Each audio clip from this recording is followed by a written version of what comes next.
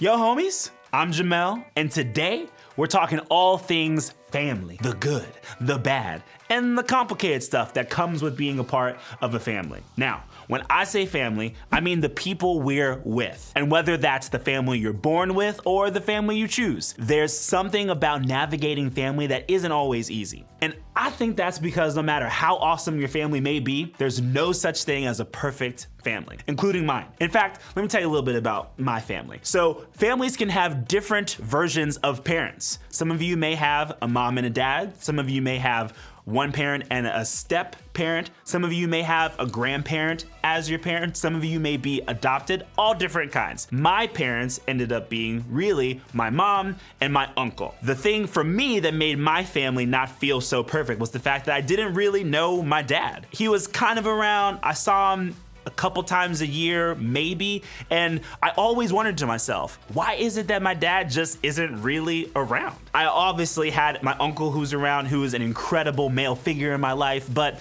the thing that always brought me frustration about my family was that my dad wasn't really there. And then on top of that, I never really knew why. And it's something that I'm still kind of figuring out even today. And maybe you can relate because your family has had a few less than perfect moments or things about it of your own. Chances are that you have, and I think we all feel this way about our family at some point because, like we said, no family is a perfect family.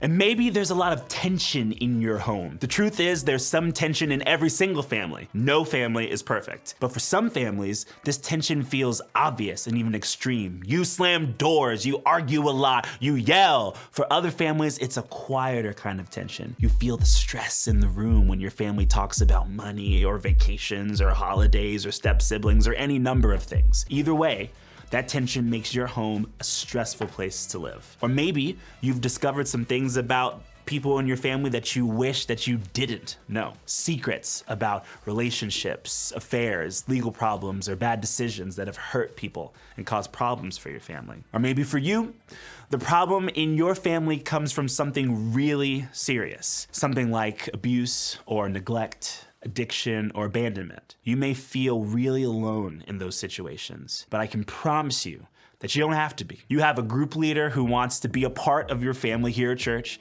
and they want to help you navigate the serious stuff you may be facing at home. And if that's your situation, I hope that you'll take the brave step to share with them today so that they can be helpful to you.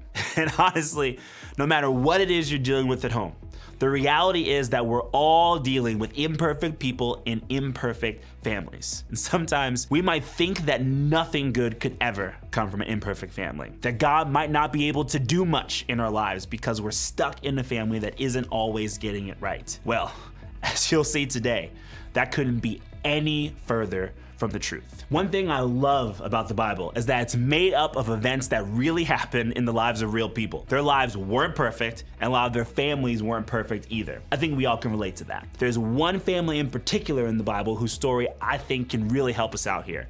It starts with a man named Abraham. God promised Abraham that he would have a big family and that God would eventually use that family in a really big way.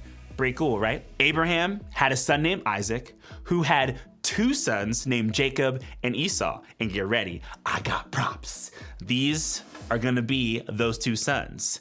Jacob right here, Esau right here. Say hi.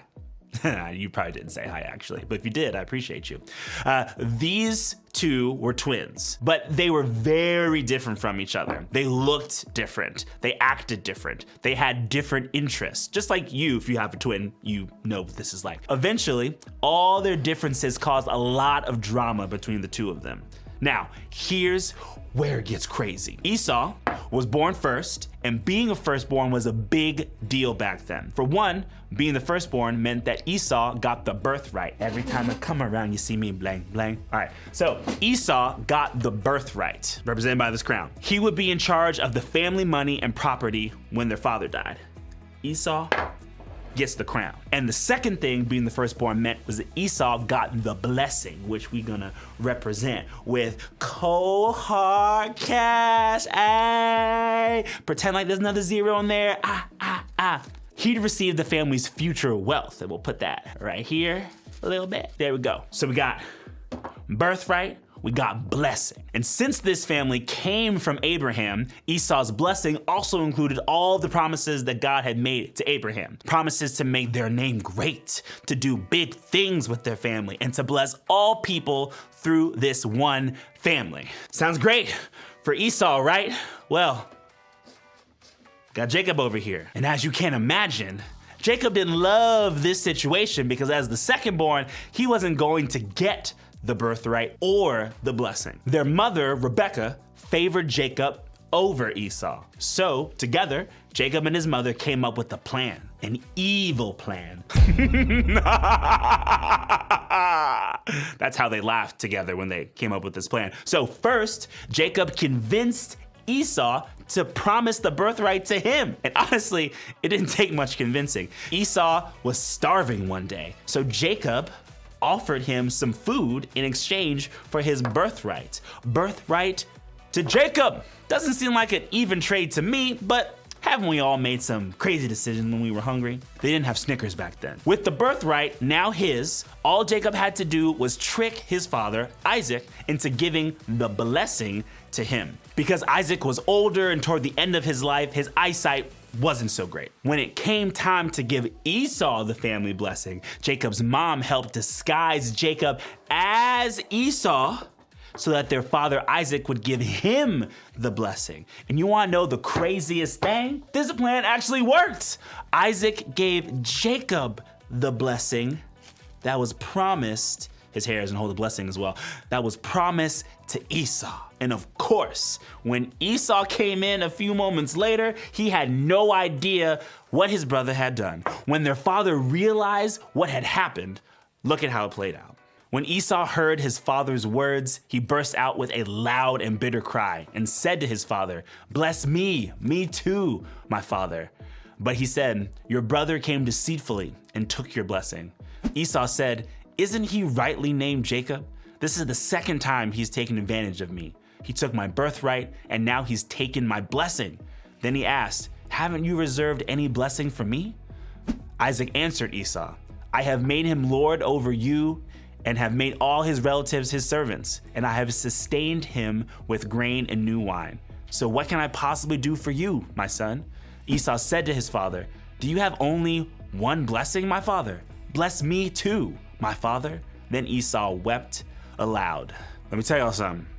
It only got worse from here. After some heated conversation, we find out that Esau planned to kill Jacob over this. So their mother sent Jacob away to protect him, breaking up their family completely. What's the point of this insane story? Well, it's that the story didn't stop here. Sure, this family was messy, but even in that mess, God still had an important future planned out for them. God had promised something great to Abraham, and a messed up family wasn't going to change that. Their family didn't have to be perfect for God to use them. Hundreds of years after this happened, the writer of a book of the Bible called Hebrews looked back on this story. There, the writer didn't talk about the mess or the bad choices or the pain in the family. Instead, they wrote this: "By faith, Isaac blessed Jacob and Esau in regard to their future." So you see, Isaac did eventually pass on a blessing to Esau. It wasn't the same as the original blessing that Jacob stole, but it was something. It was an act of faith. Even though there were a lot of really bad moments in their family, the very act of Isaac passing on a blessing in his family was an act of faith. It was a way of saying, I believe what God said about our family is true. I believe that God has something good for us in the future. God had a plan for this imperfect family. And even in the middle of so much pain and so many problems, they trusted God to come through. And that's what I want for each one of us, because your family doesn't have to be perfect for God to use it.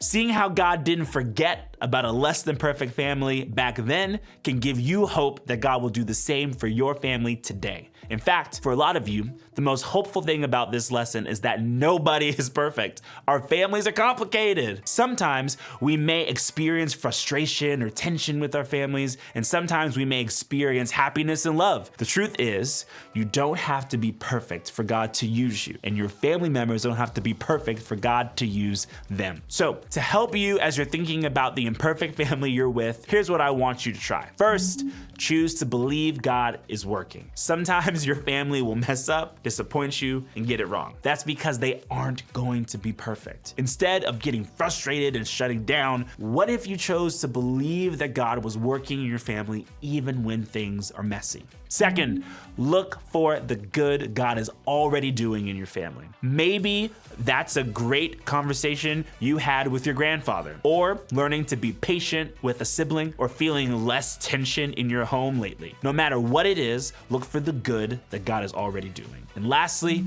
stay connected to your family. Sometimes it might feel easier to want to avoid our families when we're frustrated or when things get complicated, but what if instead you made the choice to stay connected to your family this week when things feel complicated and when things feel good? For some of you, I know that staying connected to your family isn't the best option. In fact, it's not an option at all, because the stuff that makes your family imperfect is more than just frustrations or annoyances. It's the kind of stuff that makes staying connected to your family simply not safe. And if that's you, I want to encourage you to connect with someone who is like family. Open up to a group leader, a teacher, a neighbor, a coach, or a trusted adult in your life who cares about you. Connect with them about what's happening in your home so that they can help you take the best next step. I know that may be scary, but those people are in your life for a purpose.